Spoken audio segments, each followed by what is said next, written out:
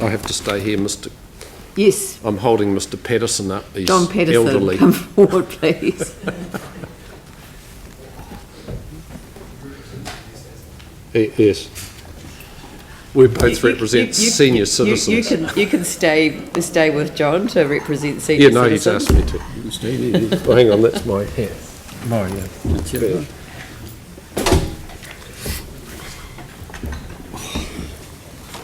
Do you want me to tell a joke while he's getting... No. No, actually, Knowing John, he's probably got a better one of his own. yeah, I'd rather have him sitting here than when he used to sit up there. Actually, you're not getting a lot of paper off me, that's it. Right. Takes him a long time to read it. Well, good afternoon, everybody. Yeah.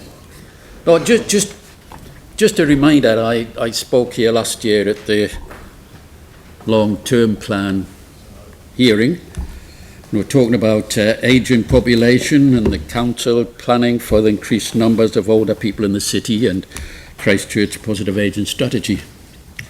And I'm not sure how much longer my long term's going, so I thought I'll bring it to a short-term plan meeting.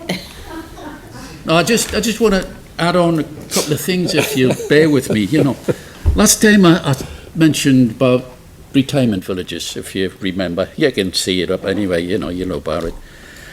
It's just the press lately has had two excellent articles about the dangers of signing up to move into retirement village before you study all the contracts. Do you see that in the papers? Made you think. Because this could cost them dearly in the long run if they don't know. So a lot of people need help, all the help they can, to make sure that they know fully what they're signing up to. And it's the same about rest homes. They need a lot of security. You know, a 90-year-old man gets asked to shift out with about a week's notice, you know, and this happened here in Christchurch. So people need security when they're getting old. And there's also, I hadn't mentioned this last time, but there's also a hell of a lot of people in this city who has lost their retirement years and they're not going to get it back. You know, instead of enjoying their retirement and everything that goes with that,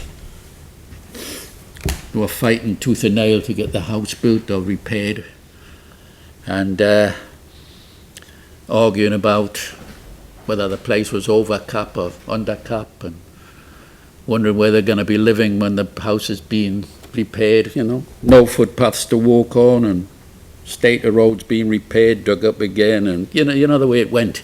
So they've lost that retirement time. Actually, I know all about it because I'm one of them. I was 74 in 2010, 2011. I'll be 83 next month. So I've lost my retirement days as well, and there's no way I'll get that back. So bear that in mind, because I'm really wondering, does anybody really know how all of this is affecting the older generations?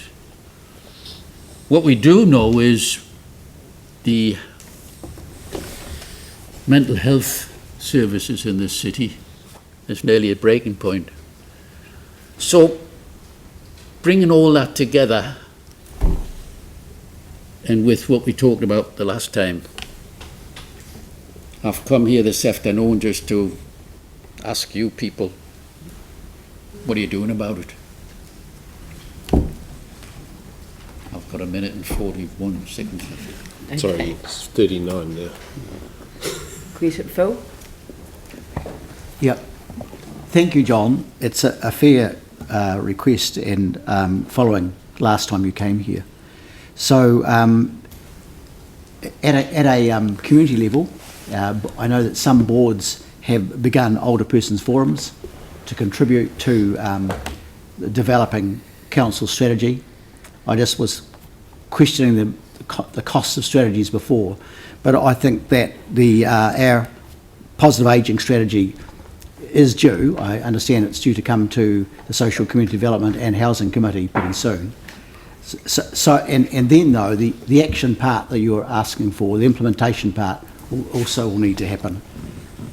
So Yeah, and I would hope that in fact it aligns with our council policy of health in all policies and follows the District Health Board policy of ageing in place as well. But you're right, it has yet to come to the committee and council. Thanks, Phil. I think that part of the issue is that our policy is not called the positive ageing strategy, it's called the Ageing Together policy. And it was designed to be in conjunction with the positive ageing strategy, which, as you know, dates back to 2001.